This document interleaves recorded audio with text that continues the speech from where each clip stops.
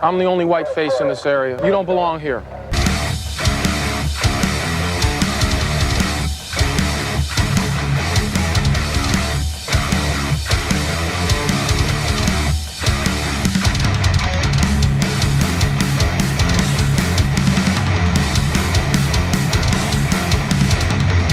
Stop, I'll shoot you in the back.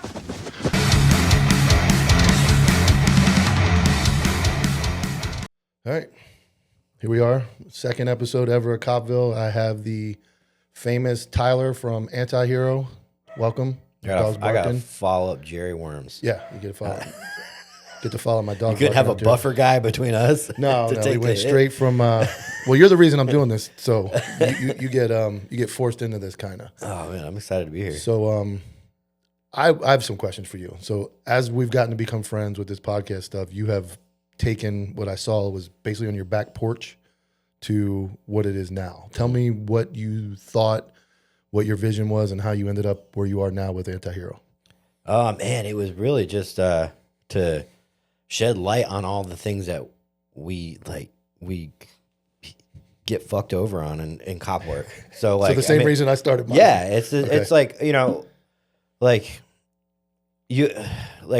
my vision was if 10 people heard it, there's going to be one person that goes, hell yeah, I want that one person. And then I'll move on to the next and I'll take that one person. And then you slowly niche down until now you have a really solid listener base because they all believe, because 9 out of 10 cops are going to be company men. You know, they're going to, in my world, it was cop work. They're going to be company men and they're going to, they're not real cops at heart. Real cops are going to have wars against admin, the civilians, the criminals. Like there's just constant shit that always sucks and it could be better. So that was the start of the show.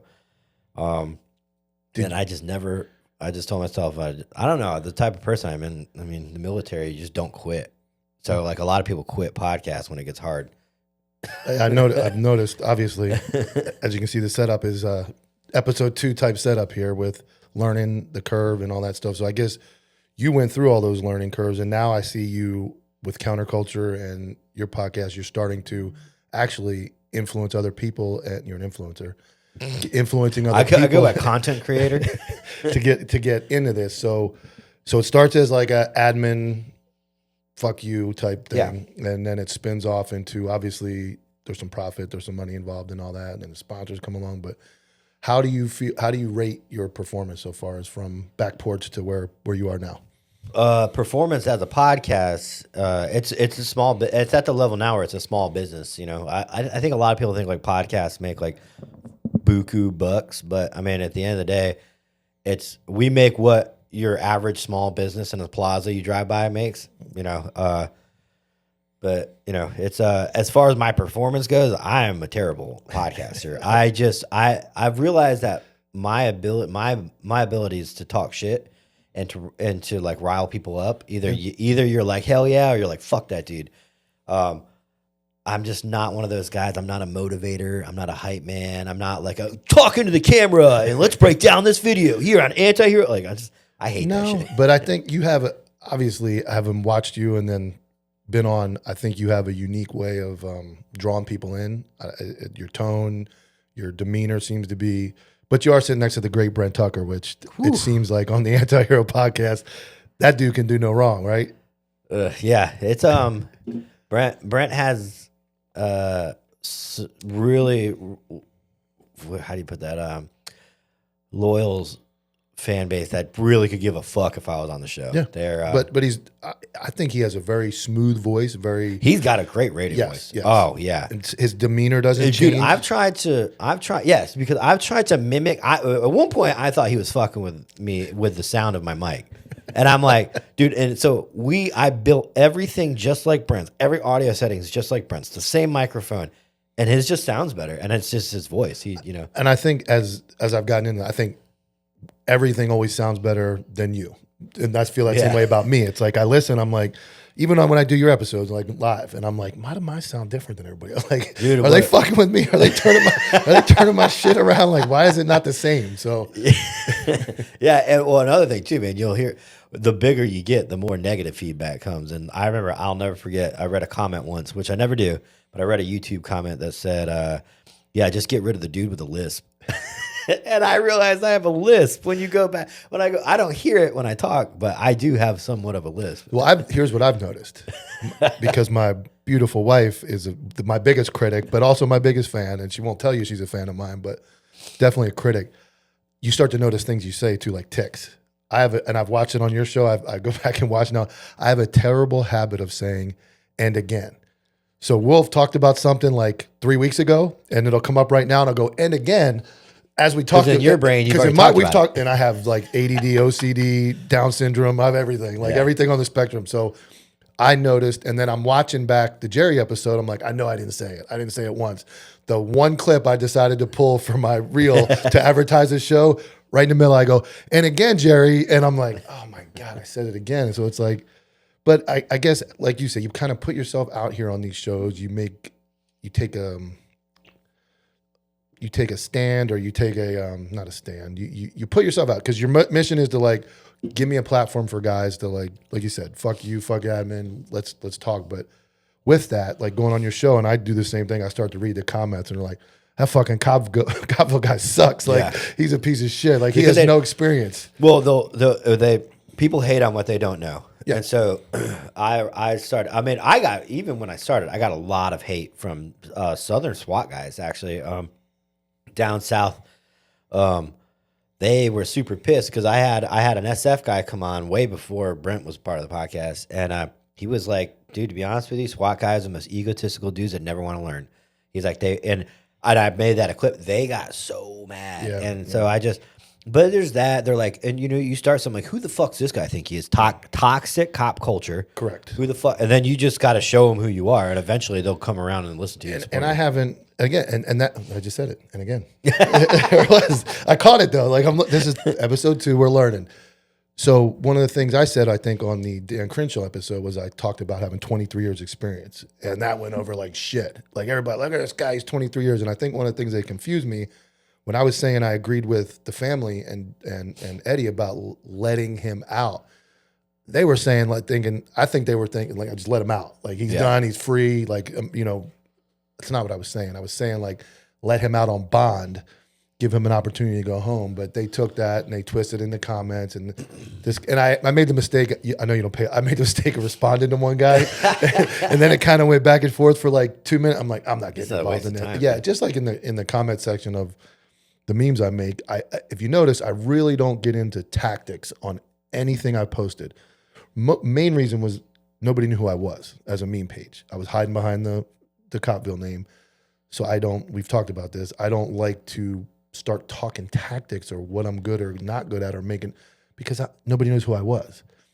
And even so, now that I've come out and I do have a lot of experience in a lot of areas, I try not to talk about that. I just kind of like let the conversation flow. But there is times when you get in the comments and get nasty and ugly and people talk shit. But so far, maybe because I'm small in the podcast world, nobody's really fucked with me except a few meme pages, which are like the competition. But here's the thing, like nobody, I mean, the way I went with my show, I have the SWAT experience, I have the street cop experience, but I started off doing, like I said, bringing issues to light. And then I was like, you know what? People want to be entertained. So I started going the more entertainment route. Yeah. And, like anything, do you watch UFC? Yeah. Okay, what fights are the most exciting is the ones where the two guys play into it. Yeah. They just play into it WWE style. And it just makes it that much more fun. Well, McGregor was the big guy talking shit. Other than John Jones, who just wiped everybody out because he was that good. McGregor, Chael Sonnen, these guys. Chael Sonnen, dude. He had the whole WWE script. Like, do you think it was hard growing up? And I get sucked into one of those. There's a guy that comes on during one of the press conferences, and he basically does the third person Chael Sonnen whole script. Like, and when you don't meet a UFC fighter, you're in the ring with the greatest. It's like, and what do they call that guy? They don't call him the greatest. They call him Chael Sonnen. Like, he had the greatest. Like, and of course McGregor. And I saw McGregor at the White House yesterday. Yeah. Like, wow. Yeah. But so obviously breaking into the podcast thing, the meme page thing has been a learning experience. But what do you think from your back porch? Again, from your back porch to the studio, what were some of your biggest hurdles and obstacles when it came to the podcast and getting it to where it is? Around episode 30, I started running out of You can either have like when you start from nothing, you're really, and you're not part of like now, dude, we all have each other. We can go, we can help each other out, go on each other's podcasts. I didn't know any podcasters. I didn't know any cops that were into this. So you're essentially asking your friends and family to come on, and you can only do that for so long. Yeah. I'm trying to get guests in that are unique, but at the Reagan's calling me. He never calls me. Hey, what's up, man? Hey, when you do your your recordings, your like your little desk with when you do other podcasts like remotely? Yeah. Have you ever tried like recording on StreamYard to do like a kind of a reaction video? Have you just gone into the studio on StreamYard and just hit record to try to? Hey, Reagan. Yeah, it's Mike. You're actually we're recording my second. You're on episode 2 of Copville because this is live and we're recording it. Dude, we were just talking about how we all help each other. Yeah, we were in the middle of saying how we all help each other. Podcast on YouTube. Yes, and as we were saying about helping each other, you called. And he goes, Reagan never calls me. He goes, let me answer this. So you're actually on. The answer is yes. I call him all the time. I did it last night, actually. So the video I posted like yesterday or the day before about my reaction to episode 1 was in StreamYard. Yeah. Was in StreamYard. But was your camera quality shit? Dude, I just recorded a 20-minute just banger of a video. And then I go back and I rewatch it and it's all freaking distorted and pixelated. No, if you go look at the reel I posted yesterday where I did the update to the Jerry Worms first episode, that was done in StreamYard. Is the file in StreamYard fucked up, or is the file on your computer fucked up? Because it might have. I mean, I did a local recording, so it shouldn't be like. And I did it in a lower resolution. I redid it because I had it in a higher one. And I was like, maybe that's it. And then it still came out all pixelated. But when you was trying to be connected to the internet, when you go into StreamYard, it saves your recordings for you. Is it bad in that, or is it just bad when you export it when you watch it on your computer? Both. Like I tried watching it in StreamYard, and then I would something's messed up. I downloaded it and then watched it out of there. It was no, both. Something's messed up. If you if you look at the one I posted yesterday, the reel I posted yesterday of the Jerry update, that was done just like you're talking about. In StreamYard, I recorded it, I edited it, and then I put it on Instagram. And it's fine. Okay. So something you did. So did you use your little phone? I used my phone, my iPhone 15 connected to StreamYard, and I talked into it and did all that. I might try that. That's the way to do it. But all these people use these badass cameras. I'm like, how do they make it look so good? And I'm over here, my shit looks all pixelated. Now, if you go look at just go back. It's still up. If you look at my story, there's a video of me breaking down episode 1. That's done in StreamYard on an iPhone. I know, but my question is, how do I do that? Like, I see. Do you have a Mac? Do you have a Mac? Yeah, I got a Mac. Your phone will when you go in StreamYard and your phone is in that. There's a certain mode on your phone. You go to like settings in your camera, and your StreamYard will find your iPhone. And it'll say, do you want to use your webcam on your Mac, or do you want to use your iPhone? And then you click your iPhone, set it up, and it records. And you Does it have to plug into the computer? Or is it Bluetooth? No, it's Bluetooth. Oh shit! It's Bluetooth right to your laptop. That's what we were doing before when we started. Okay. Yeah, that's how I do it. It Bluetooths to your phone, your Mac, and then you'll see it on your right before you go into the studio when you're waiting to go in. After you hit like start recording, at the bottom hit settings, and then go down, drop it down, and find it'll say use your iPhone instead of your webcam. Well, if that actually works, I'm never going to admit to you it works. That's fine. I appreciate well, it. I'll see that it goes from Flintstones to like Jetsons over the quality. All right. All right. Well, I'll let you guys get back to it. But thanks. Yeah, I'll give that a shot. Let you know. All right, man. All right, later. So to transition, that's a perfect example of you are now like the guy. You are the one. Terrible too because I don't know anything. But you do, because if I started where you did on the back, I'd still have I'd be holding the phone up doing this, because just this, which the wall's back there, that's driving me crazy. Obviously, I have some changes to make, but you have now become like the centerpiece of, and again, not maybe the tech stuff, but again, I just said it, and again, not the tech stuff, but as far as everybody's comfort zone, you are now the comfort of everybody in counterculture to call and be like, hey, how do you do this? So how did you get there? Yeah, trial and error. And I thought, man, why, if I know all this stuff, why I want to be able to save people hours. Like those nights where you're just like, fuck, and it's all because of one thing that you have to troubleshoot. If you just knew that going into it, like, you know, any issue with rendering that you run into, which rendering is when you download the stuff that you create, is going to be, if you run into any issues, it's going to be a storage issue. But it took me fucking days one time to figure that out. I had no storage because the computer doesn't tell you it's a storage issue. You just have to find something on the internet that says, hey, have you checked your storage? I'm like, oh, fuck. And that seems to be a huge thing. Like, even with all the technology and all the stuff we've learned, it seems that you get to a certain point and nothing works. Mm-hmm. And you're just sitting there like, what the fuck is going on? Even Google, like, I'm like, what?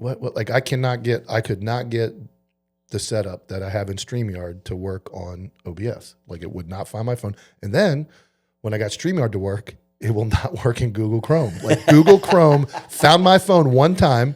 I did the whole thing, and now it will it'll find the Rode for audio. It'll find my iPhone for audio, but it will not allow me to choose the iPhone for video. You have to use a different internet. So then I went to Firefox, which is old school. Yeah. And then Firefox, we had the issue on the night of Counterculture where I had the echo. So then I had to go to Edge. So now I'm on Microsoft Edge, and that first episode was filmed on Microsoft Edge with StreamYard, and it all worked. But the trial and error of this is insane. And then the editing, it's so much for just a dumb cop. Like, that's all I was a dumb cop that knew how to, like, find drugs. And now I'm fucking streaming and doing all this shit. Yeah. I mean, it seems to be if you have shit to talk about and then you put in the work to actually putting it out there, this is where to go. Because, I mean, a lot of guys retire and they're like, I'm going to do a podcast. And they just sit there and talk, and it's like more. First off, here's my thing. If you aren't forced out or you don't quit and you start a podcast because you retired comfortably and now you're bored, that shit's going to suck. And you lose all credibility in my eyes. I'm sorry. You know, the publicists that call and go, DEA whistleblower wants to come on your show. Like, he retired after 25 years. Oh, yeah, he's really blowing whistles. He waited until he's retired and safe, and now he's whistleblowing when they can't do anything to him. If you weren't forced out of your job or you didn't quit, like, I really don't. I'm not promoting that. I think people should retire. Why would you do 19 and a half years and retire? Well, let's see. I was forced out and then I quit.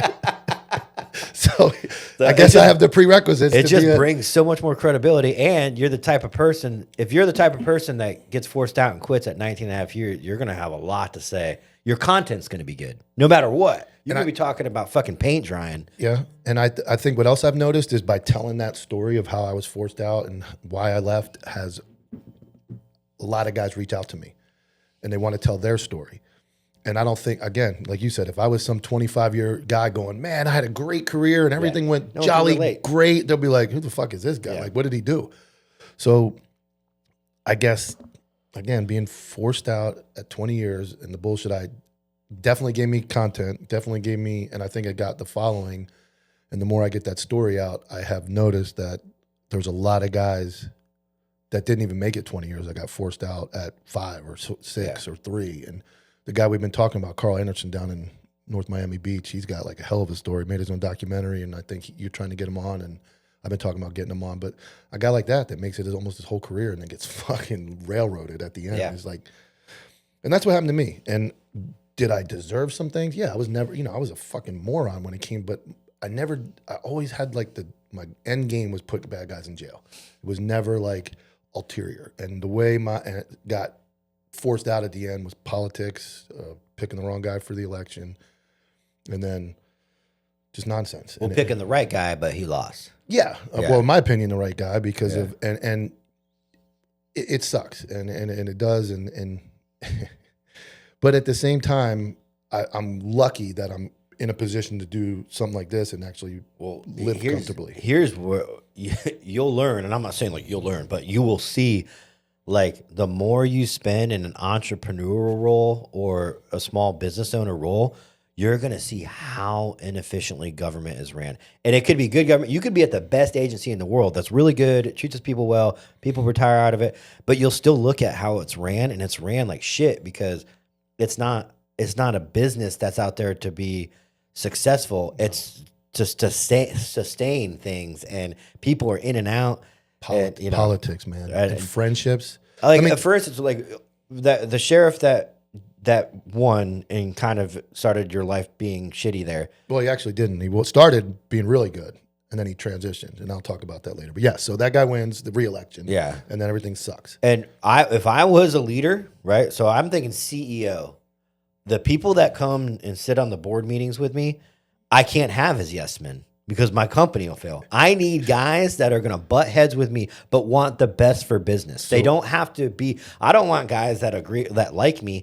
I want guys that have stocks and bonds and retirement in this company that want to see it succeed. Every dude that challenged this guy to be better in a do what's best way was gone.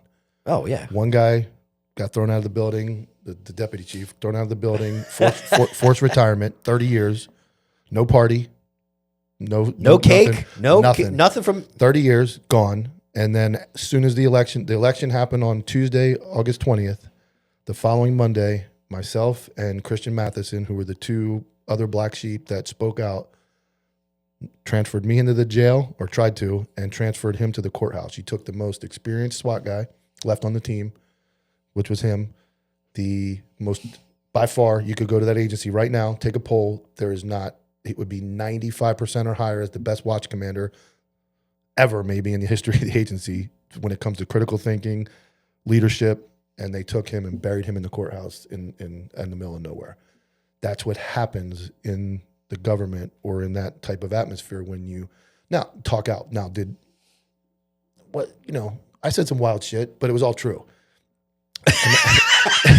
And that's I thought it was gonna be a good podcast. that's the problem is there is, and you know it, there is that edge of, if I continue to fucking say what's right, I'm gone. Yeah. I am fucking gone. There is no way I'm coming back from this next statement if I go, every captain's a piece of shit.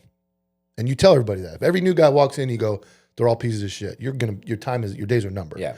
And that's unfortunately what happens in these jobs. But now if you go on a football team or a baseball team or somewhere like that needs to win constantly, that guy's fucking gone. Yeah. If that dude's the 20-year dude that sucks, but he's They'll hanging get rid around, of a head coach. They'll give him a couple years, but at the end of the day, it's gone. The owner, the people invested in the team, let's get rid of this guy. And again, it's like walking around. I'm sure it's everywhere. You walk around and go, I'll tell you a funny story. We had a patrol captain. He made captain, and he was never there. When I say never, so our patrol captains for a while there was a guy named John Burdock, flat top, gray haired Marine that would fucking fuck you up. He was a SWAT guy. Yeah, he's up before everyone, down last. When I made SWAT, I couldn't move 3 inches without this dude fucking screaming at me for something. And then he was a major at the time, and I was a detective when I made SWAT. Every day, let me see your socks. If they weren't black, you're doing push-ups. That type of guy.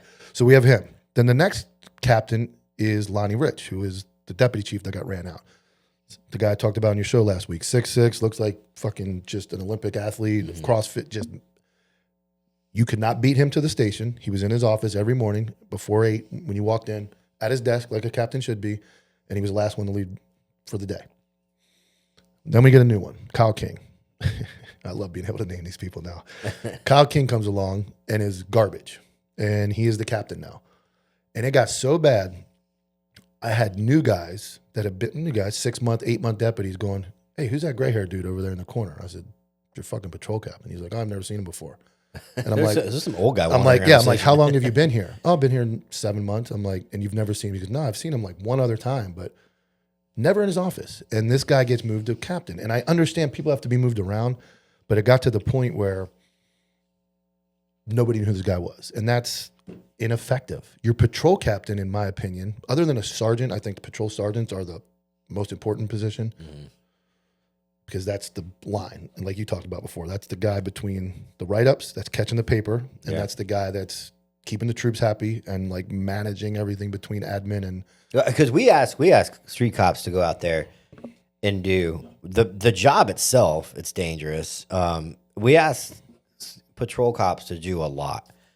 And then on top of that, a lieutenant, I think when you hit lieutenant and watch commander and all that, you just naturally forget how stressful that job is. Everything you fucking do, you also have to worry about someone plugging you in the back of the head. Yeah, like you have the whole time cleaning out your car, walking from like so that's always there. So then you get used to that, and then just everything, the write-ups, the fucking, you're driving around 12 hours a day. You're worried about crashing, just everything a cop goes through, fucking something up, paperwork, reports stacked.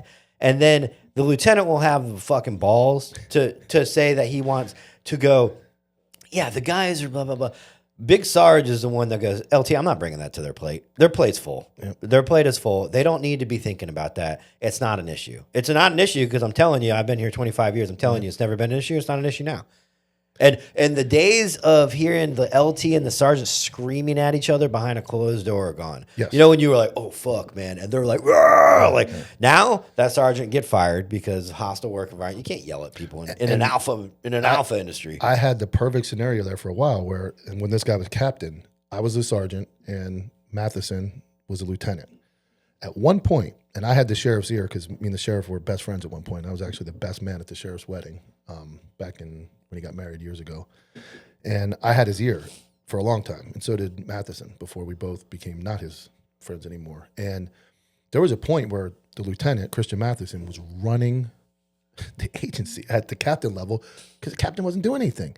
He was doing the shift bids, which the captain's job at our agency. He was doing managing things. Like it was just crazy to see this guy in charge.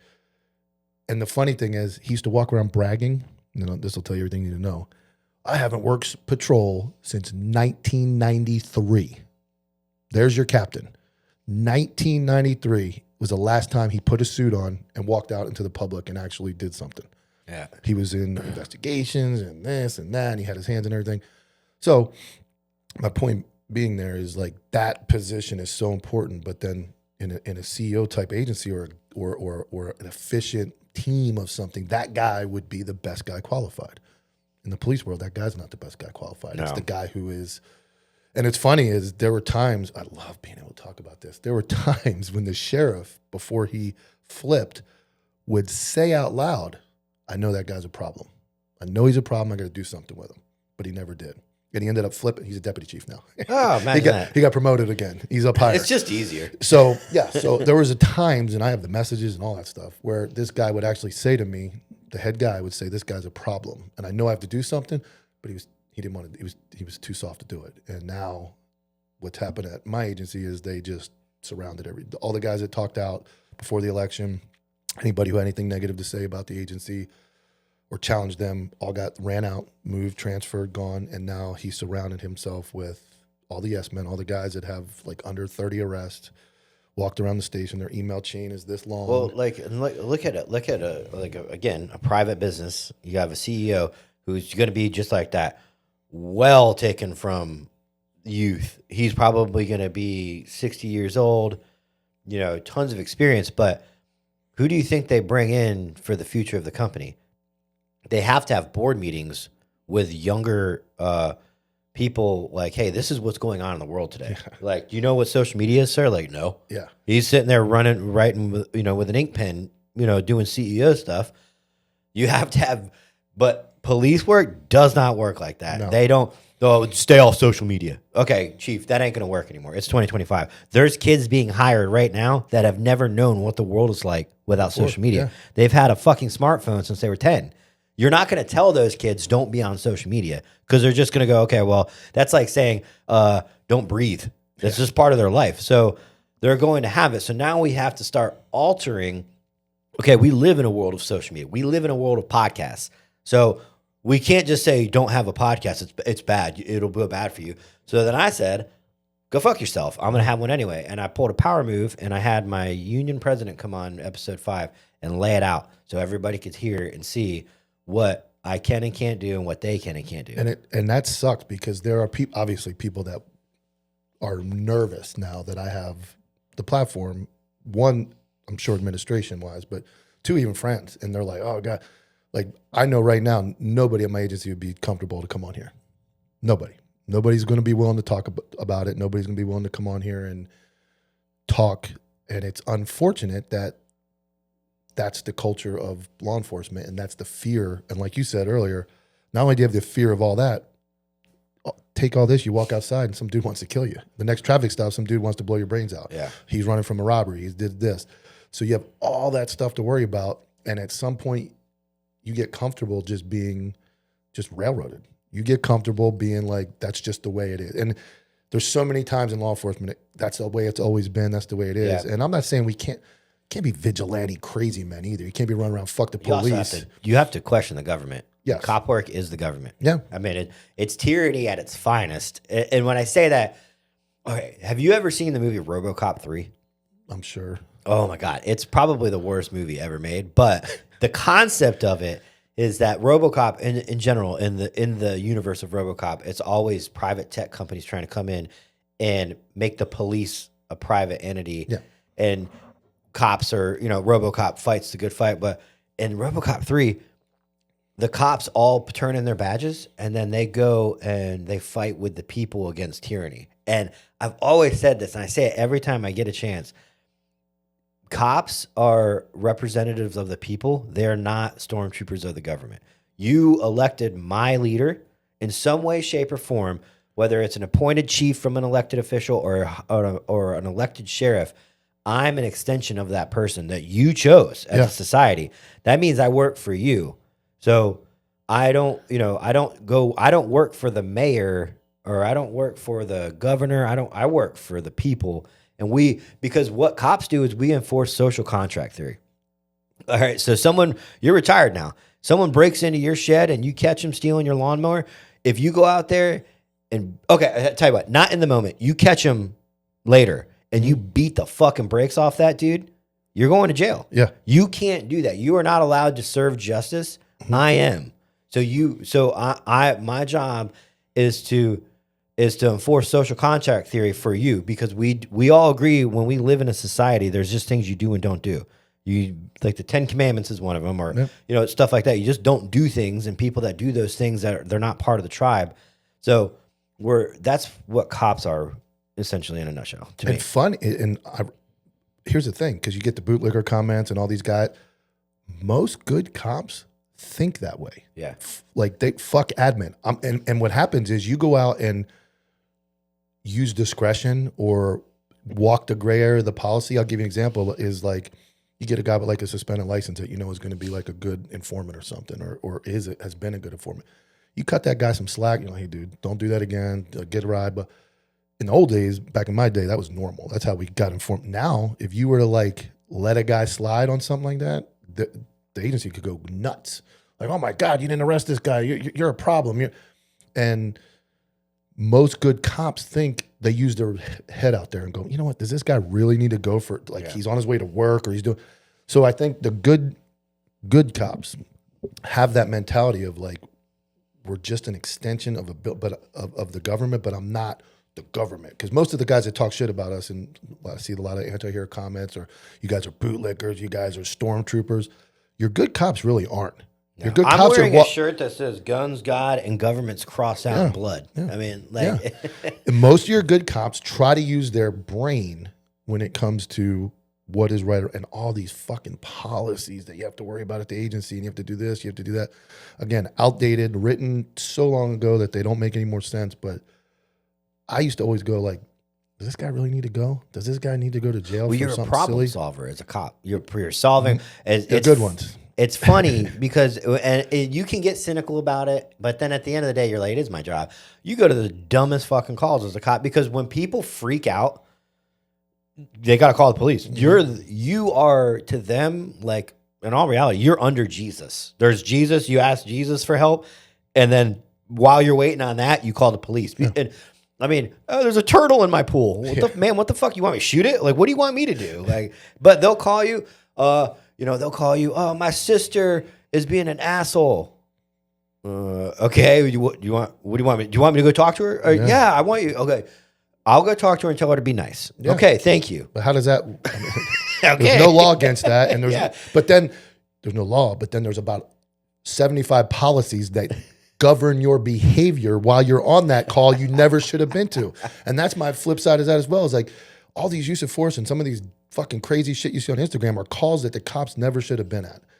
Again, my sister's acting crazy. Who fucking I got a story for you. We were going and serving somebody called the police. She got a restraining order against her husband, right? He went to jail for domestic violence. He's out on bond. And he's somehow got the room. He got to stay there. I don't know how, but she was coming in to get her stuff, and she wanted to go in the bedroom to get something, and he was in there. They're not allowed to talk, and she's overstaying her welcome, and I'm like, the restraining order is to protect him. I don't know. Either way, we were there, and I'm like, listen, you've got all your stuff. Now you're staying voluntarily, and we're not gonna stay. If you're choosing to stay here, then we're going to bounce. We've got calls holding, and you're putting yourself in this predicament. Yeah. And, of course, when I leave, I got a complaint. Of course. Yeah. It's always something. Like, and again, I said it again. Sustain. And again. Sustain complaint. Yeah. For what? Like unbecoming? It was because I left someone needing police assistance or something. It was retarded. I'm going to cover, and that's a great topic, because in my IA where I got demoted, my wife was involved in it because she happened to hear the call and go, and I'll talk about it in another episode because that's a whole episode in itself. But yes. You're going to have the wife on for an episode? No, she won't do it. She doesn't have. She still works, and she doesn't have that she's same a company, man. No, I'm just kidding. I'm just joking. You have a beautiful house, by the way. Thank you. After what I'm not talking to you. I'm talking to your wife. She's going to watch this. Yeah, I did. I was up this morning at like 4 a.m. cleaning this place, making sure it was beautiful.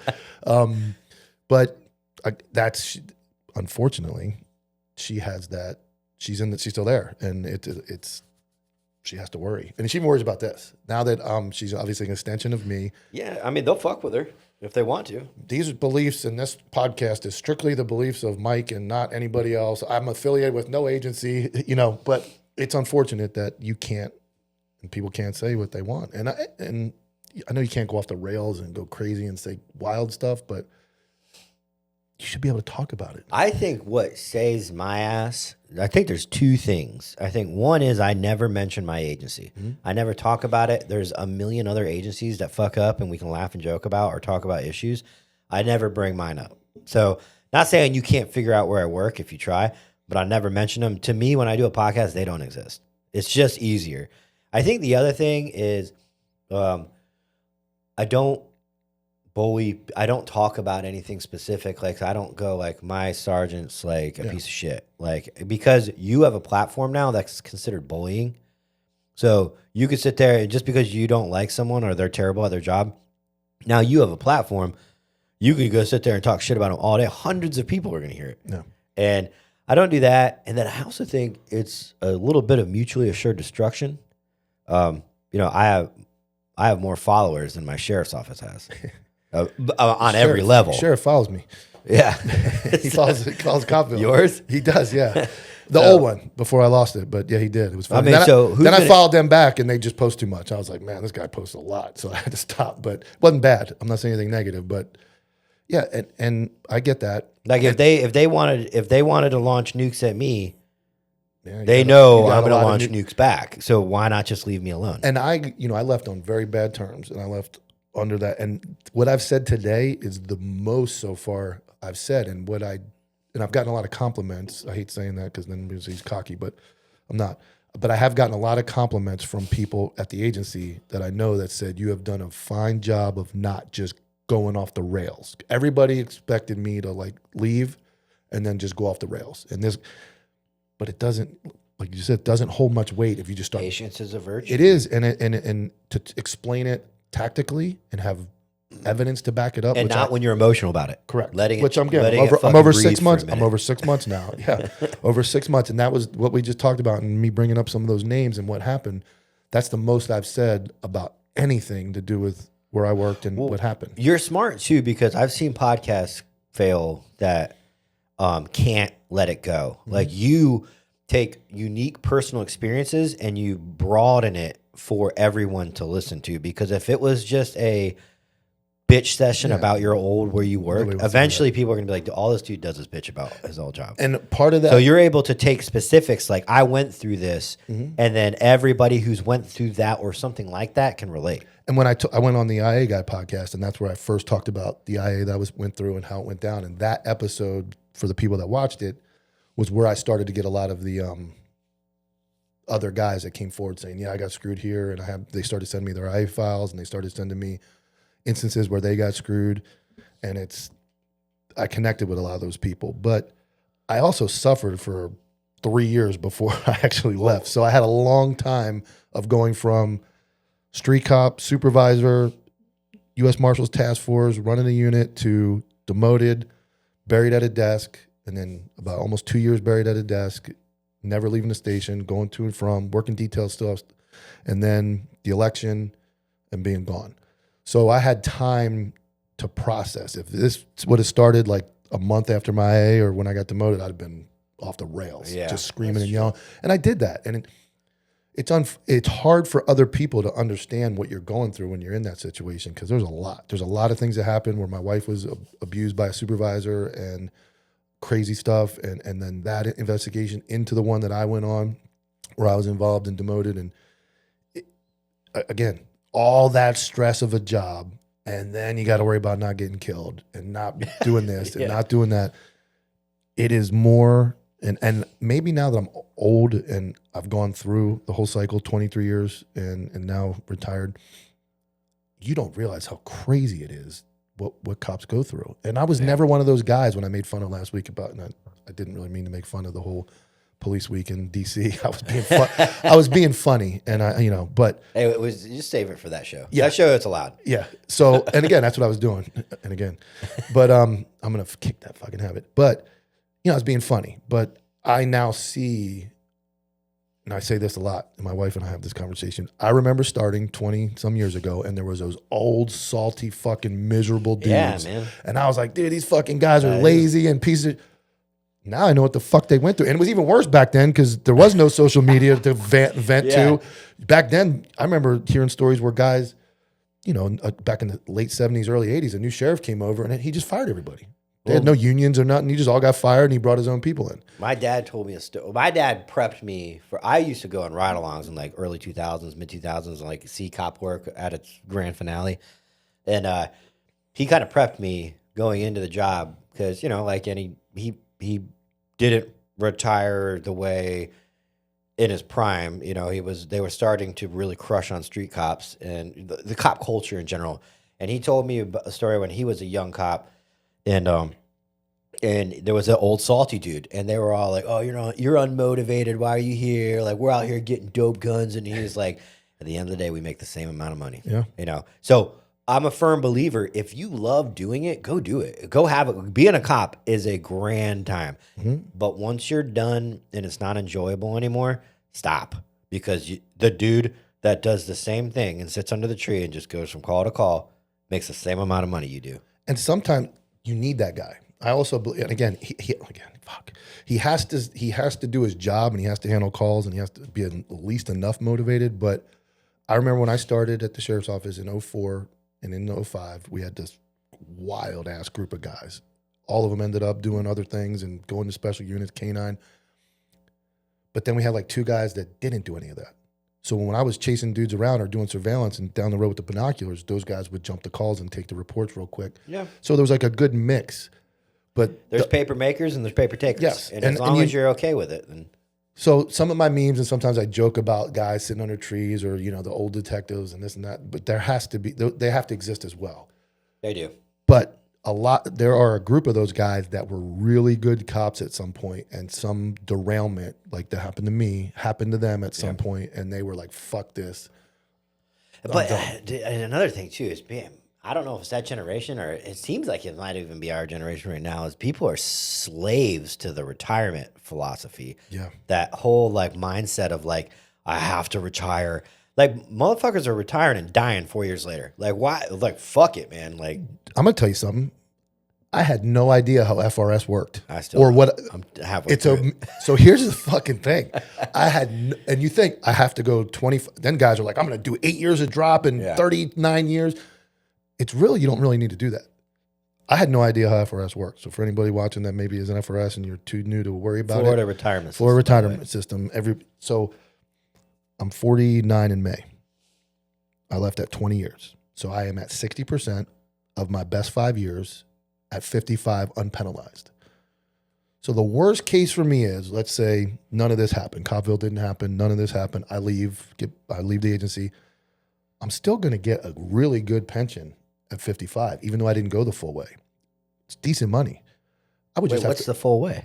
25 or 55. So in the FRS, you go to 25 years. So you could start at 19 or 20 and be 45, do your 25 and you're done. And then you start getting it You get immediately. 75% immediately the second you leave. Or there's a little military thing in there because we have military. You can go to like 52 and then they give you credit for 3 years and you can start collecting early. But worst case is like mine. I leave at 48 and a half, 48. Now I'm 49 in May. So I have 6 years left to collect. You'll be 49 in May. Yeah. I look good, right? Holy shit, bro. I thought you were like 40. No, great. See that? No, I'll be 49 in May. Fucking grandpa. Yeah, I am. I have one grandkid. So I will collect unpenalized at 55. I would have to work. Let's say I had to go get a regular job right now. Like I didn't have this income or anything else. I would work a regular job for another 5 or 6 years, and then I get this great retirement. What at is 50. it? What is it going to be per month? Right, as I know inflation stuff, but Where I sit right now, it's like $4,400 a month. that's great. And that's only 60%. Yeah. That's six. If I did 25, it'd be 75%. So it'd be even higher. But that again, that's great. That's not bad money for what I could work at Publix, make ends meet for another few You're years. still sickers. Why do that? I'm fine. I'm doing very well at that area, so I'm good. But I think a lot of these young guys, and that to your point was retirement. They think they have to do this, or there's no other world out there besides being a cop. And you get sucked into it. It's like a cult. It's a cult mentality. You get sucked into it, and you think I can't do anything else. Look at all these training places and all these other companies, and there's so much more to do. From it, like Dude, the I private think- contracting world, there's big money out there in private but contracting. I would get away with it. Like all I know is how to carry a gun. Like fuck it, dude. Like cops have the best fucking resume. If you got creative with it, first off, you are number one in customer service. Yep. There is no job that requires more customer service than a street cop. You are the best at it. Look at all the times you talk to yourself out of a report. That's customer service. Yeah. That's sending people away floating. They had a good experience with you. They do not want your services anymore, and you don't really have to do a lot of work. But those guys that have horrible customer service have to do all the work. Do you know where that resonates? Axon, Fusus, Flock, all those companies that sell and do all the stuff.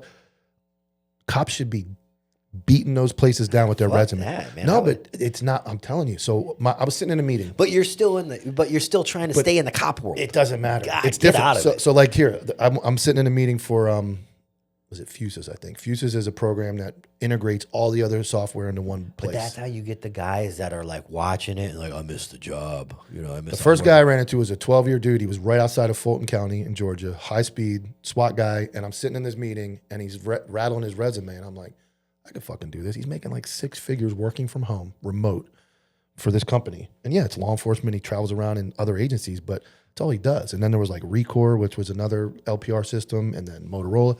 My point being is there's so many other places you can go. And yeah, if you want to stay in the cop world, but you're right. You could absolutely leave the cop world and go work at an insurance company. Maybe I don't know. I have that entrepreneur mindset. I hate working for people.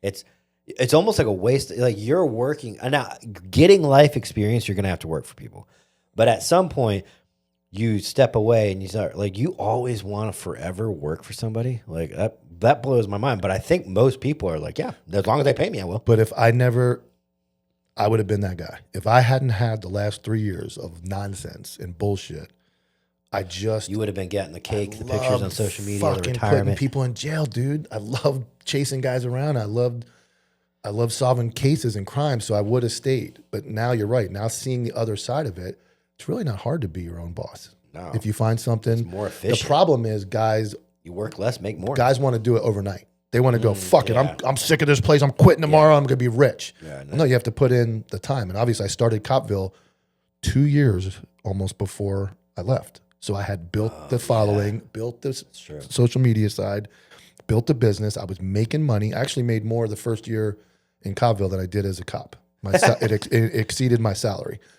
So I'm sitting there going, okay, now I did something. But that's the new Mike work ethic of working hard, because it was hard. It was hard to manage a full-time job. Joe Rogan said it best. He's like, if you want to transition out of your current occupation, you can do it. But you are going to spend an extended period of time working 16-hour days. He's like, you are going to have to work your standard 8-hour job.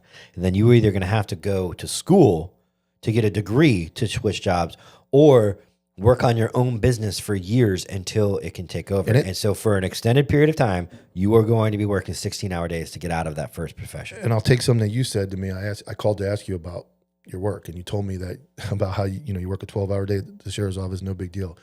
But you go work a 12-hour day for the business, and it's a different mindset from everybody around you. My moment was I left the job in September 12th. I resigned. I crashed. I was like, fuck, I gained like 25 pounds. I'm just sitting on the couch. I'm depressed, miserable. I go on a cruise in October. I'm putting pictures online, and guys are sending to me like, bro, you fat piece of shit. What's wrong? Your neck is... So I went through this whole depression thing of the job, and I'm like, what do? Wasn't financial problems. And again, I can remember where a guy gets let go or has to leave, doesn't have a job. It's got to be bad. I was fine. I had money coming in. I was good. Then I went on... came back, and I'm like trying to manage this entrepreneur side, and you're very motivated. You're very good at it. And that's why, look, when we started about counterculture and how you're like the backbone to everybody, I had nowhere to turn. So I'm like, what do I do? Like, I got engraving wallets to make. I got cups I can make. I got patches. I got stickers. I'm trying to manage shirts. I got to get a printer. I want to do all this stuff. It's hard to be self-motivated when you're not used to it. You're, as a cop, you just like, oh, there's a tag light. Oh, there's a call. So I went on another cruise in January, and I started waiting tables because I'm bored. I'm like, what the fuck am I going to do? And that actually transitioned me back to being a clear mind. I was like, let me go to my buddy's restaurant. I'm very good customer service. I like to talk. My wife always said, you make a great bartender or waiter because you won't shut the fuck up. Everybody's going to like talking to you. You got stories. You're quick savvy. So I started waiting tables, and that kind of gets me out of the funk. Yeah. Now I'm enjoying it. Literally not even doing it for the money. No, I just needed something to do. So it got me back. So then I go on a cruise in January, and I'm sitting there on the deck, and my wife looked over, and she goes, when are you going to fucking do the right thing for your own business? She goes, you're making $20 an hour as a waiter, and I know it's cool. You have this massive business at your fingertips and all these directions you can go in, this great business model, and everything's there, but you're not motivated. And I was like, man, I was like, you're right. And I didn't know how to be self-motivated in my own business, because that's something you don't learn. You drive around and you see a call. So that was the day I came back, and I was like, I had a little chance to go to the border. That kind of fell through, but I told the guys at the job, I'm like, I got to stop. I got to focus on this, building a studio, inventory, changing some business models, making it more efficient. And that was the conversation. Again, that's where my wife comes in as a really good partner. Is she's not scared to say that, because some people just watch a spouse fail or just flail around and be like, I don't want to hurt his feelings or anything. She's not like that. She's like, bro, you're making $20 an hour to serve fucking burgers. I know it's fun. You're having a great time. You're going there. You have an endless opportunity to make a business. You're good at what you do. Go do it. And that was the moment where I was like, fuck, I got to do this. And that's kind of where me and you got more serious. I started asking you more questions, and then counterculture comes along, and, here we are. So you can make it outside of law enforcement. I think that's the message is, and obviously I get calls all the time. Bro, I got to get the fuck out of this place. This fucking place sucks. I'm sure you get them from guys you work with. You got to have guys calling you. Can I get it? First they want a job. You got a job for me? Can you do this? No, we don't make that much. You always have to say, did you have a bad day today? Yes. Yeah. Okay. Call me back. Call me. When you get promoted next time, or the job turns, and so, but it definitely, you can make it outside law enforcement. And where I was going with that is, the retirement's great. It is, but you shouldn't just that. If you're not enjoying it anymore, you got to do something else. Yeah, and a lot of people too, man. You got to take risks. You cannot be when you start a business. You cannot play it safe with anything. Money, what you say, like. You just hurting people's feelings. That's the other thing. That's people tough. Are like, oh yeah, I can't do that. I can't say that. Like, okay, then you're never going to be here. You are always going to be here until you go, you know what? Fuck it. Fuck that motherfucker. Yeah. Then you're gonna spike because people want to see that. And I'm talking like that's the entertainment side. But I mean, taking risks on money. you know, hey, you might want to buy this or buy that or invest in this. Well, I don't want to waste that much money. Like, okay, you got to pay to play. Yeah, and I've learned that it just, you have to take risks. You have to be willing to take risks, and you have to be willing to go, well, I fucked that up. Yeah, and you can't let it wear on you either. Like, just like on a call where you go and fuck a call up, you fall down in a foot pursuit, you're like, oh, fuck. Well, and you learn so much from it. Like, I mean, Shell Shock. We did Shell Shock last year. We ate $26,000 because it was a bad business model, mainly because it was my brain and it wasn't. I didn't. It was the first one, right? Yeah, and I didn't get it. No, it was the second one. Second, but okay. The first one was pretty low key. It was a the step second up. one we went way too far with it. We should have just done a step up. We took it to, and like I said, I did not have enough people involved that knew what they were doing. It all came from my brain. Put it, and we ran with it. And it was a whole controversy, a whole mess, and we just ended up eating $26,000. The podcast did, and but we learned so much from it. It's You got to take, again, and this is, when my wife. And I was in the Rolling Stone. So were you? Yeah, we were in the Rolling Stone shit. magazine. Yeah, for that. I was just coming along. What month was that? July, October. So we were just. I was on your show 2 months later. Yeah, I hadn't come out yet, but I was kind of out. I was done, and I was just coming into like getting to thinking like podcast and moving to that. So I remember when you guys did it. I didn't pay much attention, but that's a risk you have to take, and that's something, again, like I made many mistakes. Trying to do, when I first started taking sticker orders, I was doing them through Venmo, where they would send me the money and then I thought you said something else. No, Venmo. No, when you said Stickers. I first started taking, you laughed. I was like, damn, you say that? No. When I first started taking sticker orders, I was taking them through Venmo, and they were literally messaging me what they wanted with the order. Didn't know how to contact them back, and I'm like, damn, there's 3 stickers that have that title. I don't know which one you want. Yeah. And I'm like, this ain't gonna work. Then I started doing orders with just sending them through the post office with a stamp. 20% of the orders were getting lost. Yeah. Hey, my shit never got here. No way to track. Even when they track them, they lose them. So then I was like, okay. Then I went, like you do with your shirts, I went inventory on hand for stickers, and I'm shipping them myself. And I love Great American Sweatshop. Great dude, Bob, runs a company. One of the hardest decisions I had to make was not continuing to print them that way and then move them to online.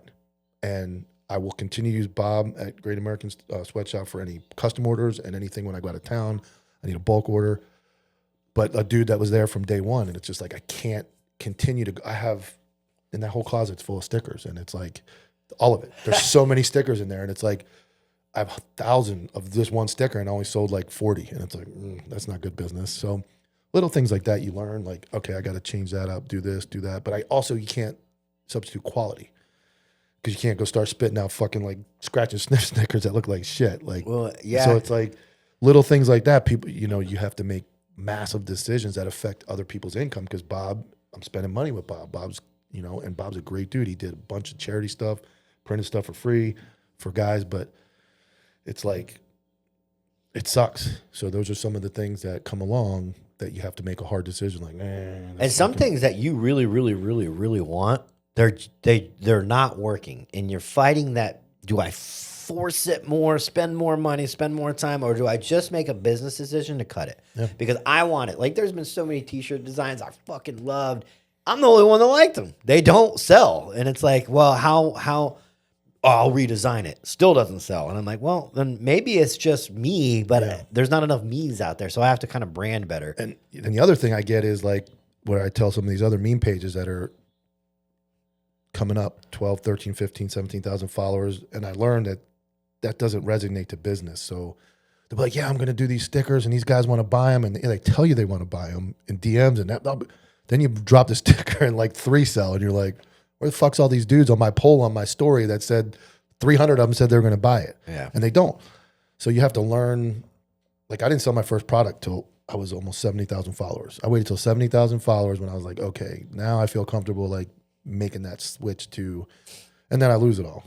And then I learned that it doesn't matter, because even back to where I'm at, I don't even know where I'm at, 16, 17,000 maybe, I'm still doing great business. Yeah. So the brand kind of made itself and the Cobbville name made itself, and now people go to that website anyway and sales come through constantly.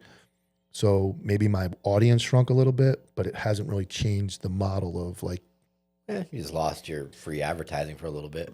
Some of it, because I bought them all. Obviously, a lot of those 135,000 followers were probably bots or fake or accounts that were closed, and God knows how many. But that always doesn't resonate to business. So, You know what I learned about business too is I've learned so much about business because I came from working for the government. I was in the military, then I went to cop work. I've only known the government.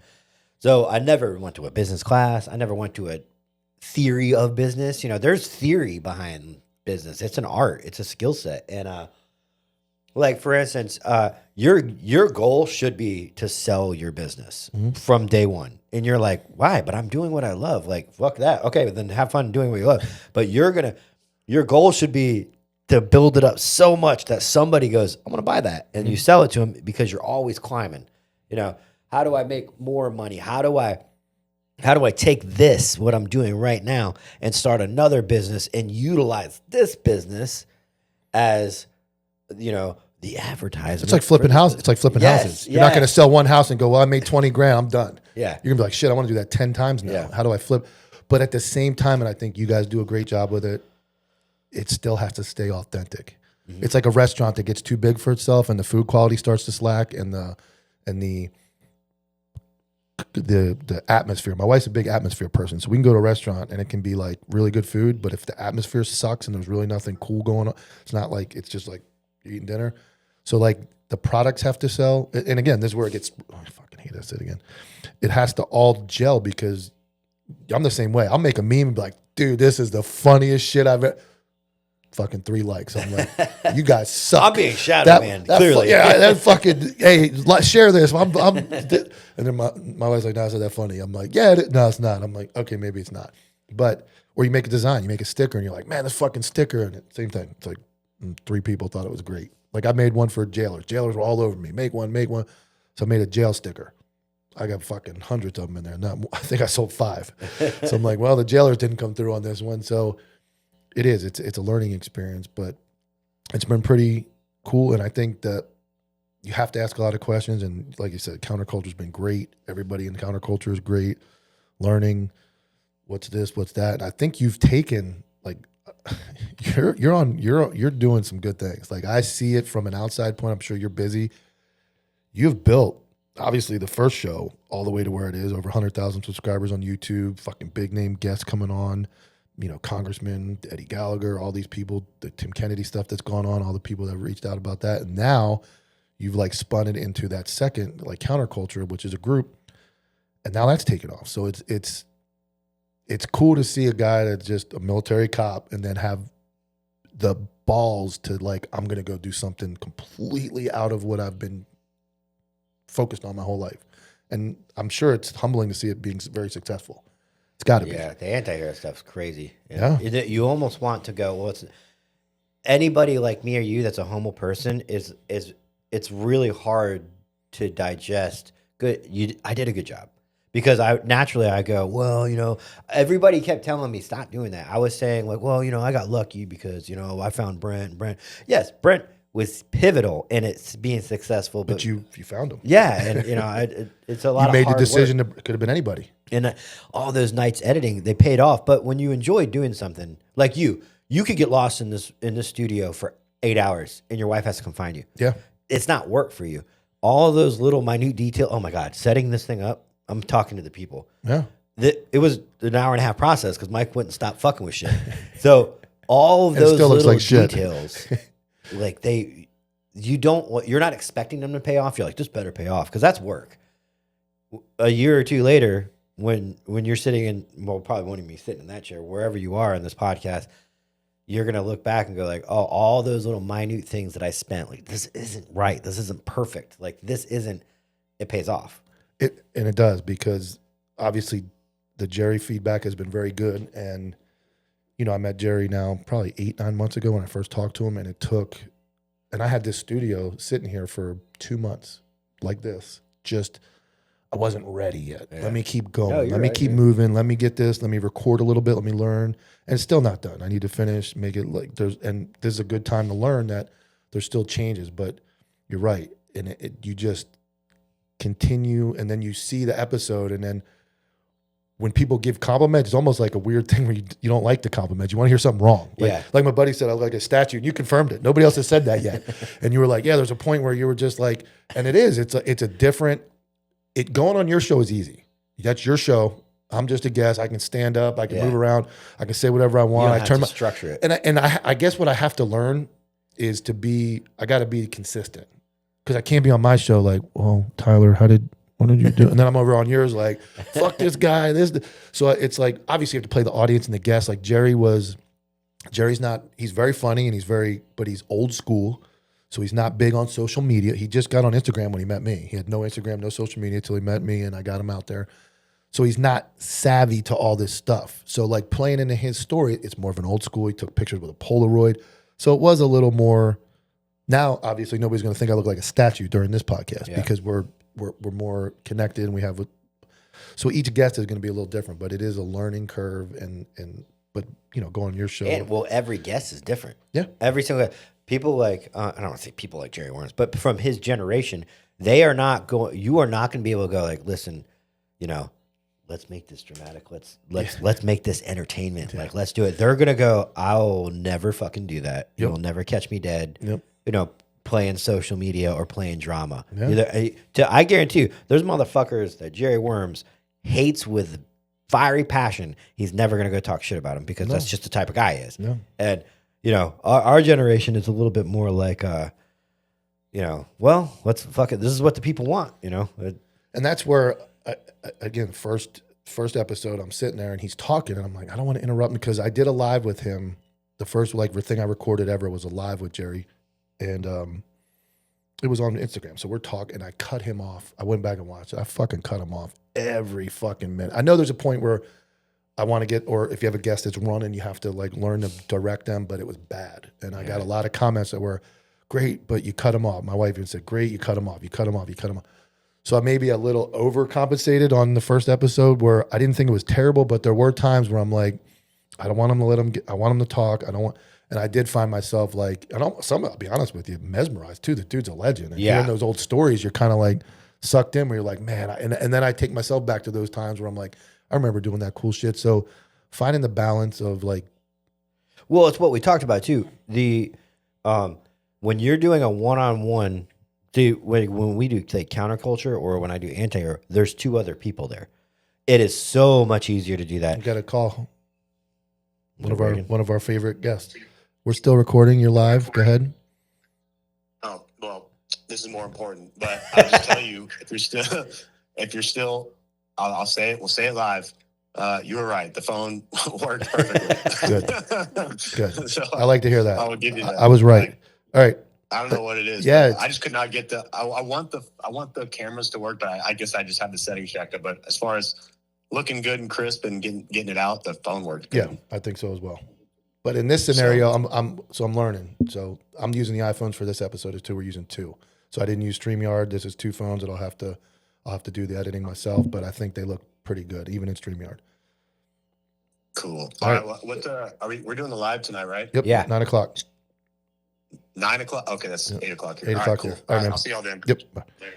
Again, there's another example. Is everybody's learning. Like he's learning his, I'm learning mine, and but like I was saying, it's just. But I really appreciate you. I know you don't want to hear that, and I don't even know why I ended up here. Like you have brought me into a really cool group of people, and I started. Obviously, we met at SWAT school. We talked about that on my first episode on your show. And then you actually reached out to Copville, not knowing it was me. And I remember that. Yeah, I was driving. I was on. You called me. I was on 95. I don't remember. I was driving down the road somewhere, coming home, and it was funny. You're like, hey, man, I'd love to get you on sometime. Yeah. And I'm like, oh, cool. And then I text you, and I'm like, hey, give me a shout. And you're like, hey, what's up? I'm like, I'm Copville. You're like, shut the fuck up. Like, no, well, I remember you prefaced it for like 5 or 10 seconds, and I thought something was wrong because you said like I could hear you driving, so you can hear the background. You go, hey man, I got to tell you something, and I'm like Like that when another man says that to you, you're like, "Did you steal from me? Did you sleep with my wife? Like what?" And you were like, "I'm Copville." I was like, "Get the fuck out of here." You were the first person I told outside of like the people I like swore to secrecy. Yeah. Christian Matheson knew. Obviously, my wife knew. Nick Hatton, who you met earlier, knew. He was helping me from the beginning. And one guy I worked with, Matt Schwartz, who was on SWAT with me, that motherfucker knew, and I never told him. He was ride or die, bro. He would not take no. He would send memes to my personal page and go, "This would be great on Cobbville." I'm like, "Well, maybe you should send it to Cobbville." He's like, "Yeah, okay." He's like, "Anyway." He's like, "Anyway, this would be great on Cobbville." I'm like, "I don't know what the fuck you're talking about." And there were other guys that like I would forget. I'd be like at SWAT and I'd have like, you know, it is like 3-4 accounts. I'm like going through them. And then guys be like, "Hey, look at this meme." I'm like, "Oh yeah, it's pretty good, man." It's like, well, like surrounding yourself with people like, I remember when you had no ego. You were like the cool. I had seen you then later at the Red Dot course, and that's where we kind of reconnected. And you were just so cool. You were nice. You were a nice guy. You were funny. You're like one of 4 people on earth that would say that, but I appreciate it. You were just like, you had no, I was talking to you and I'm like, man, like you know, this guy has no, you were just different. And I feel like I'm trying to date you, but what I'm saying is that like, I learned as soon as there was an opportunity to like work with you, I was like, yes, absolutely. Like, and later in my, as I got later in my career, that I was very cocky as a young cop. I got in dope really quick. I went like fast through that stuff. And there was a time when I was like, I thought I was the baddest dude in town. And it was a small town. And I'll talk about some of that stuff with another guest I have planned. But as I got older, and I didn't become an FTO until I was a year 15, I think, 14. Then I started training these guys. And, damn, they do FTO now, like 2 years. Fucking year and a half. They're just guys that should have failed out at FTOs or FTOs. So like later in my life, and my wife, again, I talk about her a lot, but she had a big impact on restructuring my brain to think every day's an interview. That's a big thing she says. Every day's an interview. And if you want to get promoted, you don't wake up Monday and go, "I want to get promoted today." You're like, "I want to get promoted a year from Monday." Yeah. So what do I do between now and a year from the Monday in a year to prepare myself? And that was where it kind of changed. And I feel like and I don't say this in a cocky way because I'm not that way anymore, but I did change to being more the Mike Dilk you met. Okay. The Mike Dilk you met later in my career, because there was a time when I thought I was really, really hot shit. The beautiful thing about entrepreneurship or owning your own business is that when you have that mindset, you can actually see it come to fruition. When you work for the government, or if you just work for somebody, you can do everything right that year out and still get shafted. And you're like, what the fuck? I did everything right. It's funny thing is when I got promoted in December of 2020, December of 21. And I made the list. I never passed this test until that year. I'd taken it like 1 or 2 times. I didn't care. I wanted to be a dope cop. I didn't care about the promotional. I took it like twice, 3 times. I failed it every time. Never made the list, and bitched that I didn't get promoted even though I wasn't on the list. I'm one of those guys. But then I made the list finally in like beginning of 21. And then they had a mass promotion where my wife got promoted with like 14, 15 other people. And I'd just come out of the TikTok stuff. So I had distanced myself from it, but I wasn't all the way distanced from it. But in my head, I'm a new guy. I'm great. I'm ready. And I didn't get promoted. Very hard to watch my wife at the time, 6 years in of her career, 7 years in, she gets promoted to training sergeant, and I'm just a detective. I'm going back to the DB for the 3rd time in my career, which is like, my career's like this. It's not going like this. But I did it. And that run I had in the detective division, I worked with another guy, Louis Avila, great guy on SWAT with him, and me and him worked together. And we kind of changed the old church clothes sitting in the DB. We wore a regular uniform every day, the Class C, and we just started hammering, doing surveillance. I got pictures of him in trees. We did a bunch of stuff. So then it comes along, a promotion comes up in October, and I'm ready now. I get fucking passed up. And I'll never get the argument I had with her when I came home that day and I didn't get it. And she fucking yelled at me. Lied. She's like, "You don't fucking regress.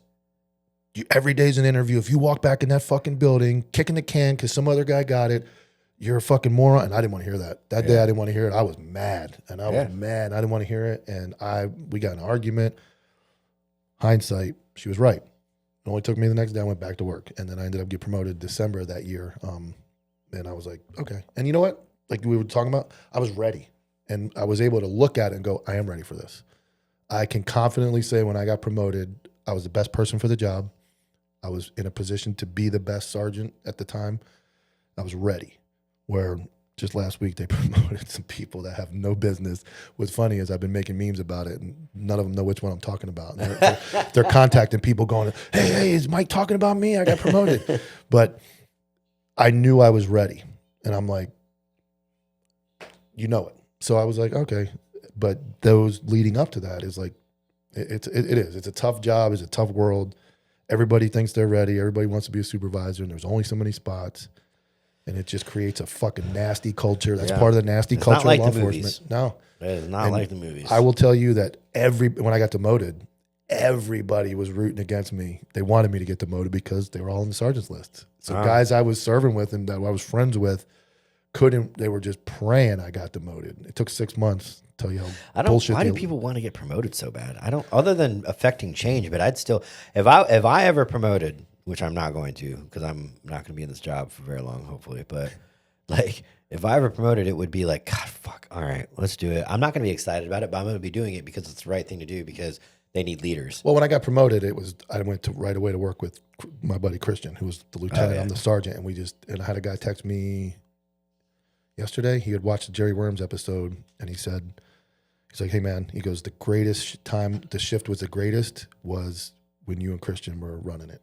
And he was like, it was the best time we had, whatever. So that looking back on that, I like to hear that. And because I wasn't. And obviously I got demoted. And I think I talked about it on that one podcast. But part of me being demoted was, like we talked about earlier, I finally got sick of fucking bullshit. And I started to voice my opinion very strongly. And I think they were like, this guy's a problem. Yeah. Because they pulled a really slick, I'll tell a really slick move they pulled on me. You know, you have a appeal board when you get demoted. So you can appeal the demotion. My incident that they demoted me for was November, like 3 weeks before my probation was up. I made probation in December. The IA wasn't served to me till January. So I was a sergeant for 13 months, past probation. Nobody extended my probation. Nobody told me I was extended. When they demoted me 6 months later, they retroed that not only are you demoted for disciplinary reasons, but you were still a probationary sergeant way back in November when the incident happened. So you didn't make probation, which eliminated my ability to appeal it, because even if I appealed the discipline and won, which I would have, won that I shouldn't have been demoted, they claimed I was on probation at the time. So I was done either way. Nasty. And our attorney sucked. He got fired recently, the guy that was a union attorney. So nobody really wanted to dig in and go after it, but that's the type of nonsense. Admin is tyranny. Oh, Admin man. is tyranny. Oh, I always man. joke, even on the episode you do, that movie, The Dictator, when he's like, he doesn't want somebody in his cabinet anymore, he just goes like this. And then he goes, all right, have a good day. And then they take him and bag him and tag him and they kill him. Yeah, it's like the old Saddam video where they're like, he like starts calling out names. Yeah. And they're like, and the guys were like, I think he killed everybody in that video. Like he took them out, and right before the war started for good. It was like, whatever. So, well, that's episode 2.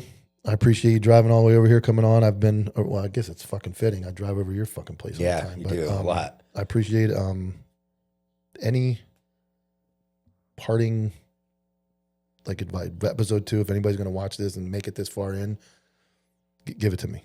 As far as for everybody, send it. Full send. All these guys that fucking claim to be fucking door kickers, I'm first one in. I'm not saying that they're pussies by any means, but I mean, like, have that mentality for everything. You know, if you're about something, full send. If you get fired, it's meant for a reason. If you get demoted, it's for a reason. And the big thing is, it's God's plan for you. God didn't plan for you to sit there and fucking learn how to take it, like we just talked about earlier. God had a plan for you, and if your plan is going to have some kind of deviation in it, or you're going to hit some walls and close doors, and that's the way it's got to be. So, full send. Yep. All right. I appreciate it. That's episode 2 of Locked Up with Cobbville. Tyler from Anti here was gracious enough to drive over and beyond. I appreciate it. Hopefully I wasn't a robot. I appreciate everybody watching, and hopefully they get better from here. I get rid of the wall and some of these kinks, but appreciate it, guys. Thank you. Yeah, hopefully I'm better than Jerry. Probably not. No, you're definitely not. I'm the only white face in this area. You don't belong here.